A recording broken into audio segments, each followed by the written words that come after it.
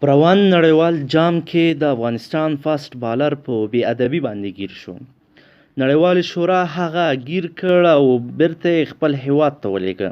له هغه څخه بعد په ویډیوي کنفرانس کې افغانستان لوبډلمشر ګلبدینای وویل چې د ډیسپلین مات کړی او د داسې کوم خراب کار نه دی کړی او دی تللی و له خپلو ملګرو کره شپې هلته پاتې شوی و، نو ځکه دی له لوبې څخه اخراج شو او بیرته هیواد ته ولېږل شو. دا خبره هم په افغانستان کې د افغانستان کرکټ بورډ رئیس عزیز الله فضلي هم وکړله، خو خبره پټه نه شوه. نړیوالې شورا او همدارنګه د نړۍ تر ټولو معتبره سایټ کرکټ انفو دا خبره افشا کړله چې د له یوې جینۍ سره په زور لاس اچولی و، بیا هغې پرې شکایت کړی و او دی نیول شوی و.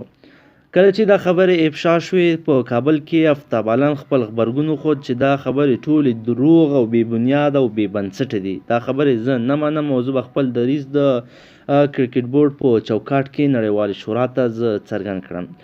کرکټ بورډ هیات وټاکه او دا خبره بیا هم افشا شوله. اوس کرکټ بورډ د افتاب عالم ته سزا واوروله.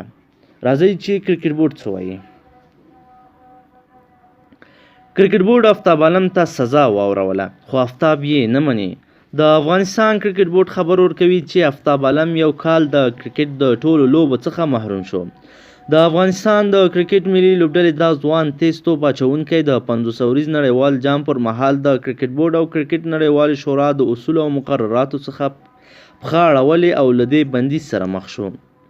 خو افتاب عالم پر خپل فیسبوک پاڼه لیکي چې بورډ ورسره ظلم کړی او د ده په مخ کې وړاندې کړی سزا په خبر کې 2 چنده یاده کړې ده. نوموړی کرکټ بورډ ته داسې لیکي. کرکټ بورډ په خبره کې لیکلي چې افتاب عالم د کورنۍ او نړیوالو لوبو د محرومیت سربیره د کرکټ بورډ سره یې 1 کلن قرارداد هم لغوه شو. د افغانستان د نظم او ډیسپلین کمیټې په وینا چې افتاب عالم په نړیوال جام کې له ډیسپلین څخه سرغړونه کړې وه، چې له امله یې د کرکټ نړیوالې شورا افتاب عالم له نړیوال جام څخه منع او بیرته هیواد ته راولېږه.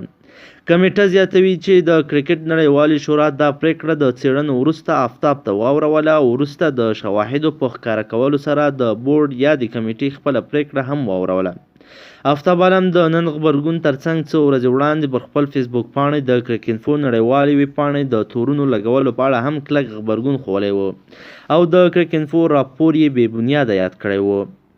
ملګرو، تاسو څه نظر ده چې آیا افتاب عالم په حقه ده او ټوله نړۍ دروغ وایي؟ نظر مو راسره حتما شریک کړئ او همدارنګه ملګرو زموږ چینل چې دا تر ټولو کره او معتبره چینل ده. که غواړئ چې د کرکټ له تازه او کرو پیښو څخه خبر شئ، زموږ چینل سبسکرایب کړئ او خوا کې ورسره د بیل نشان ووهئ تر څو زموږ هر نوی ویډیو تر تاسو در ورسیږي.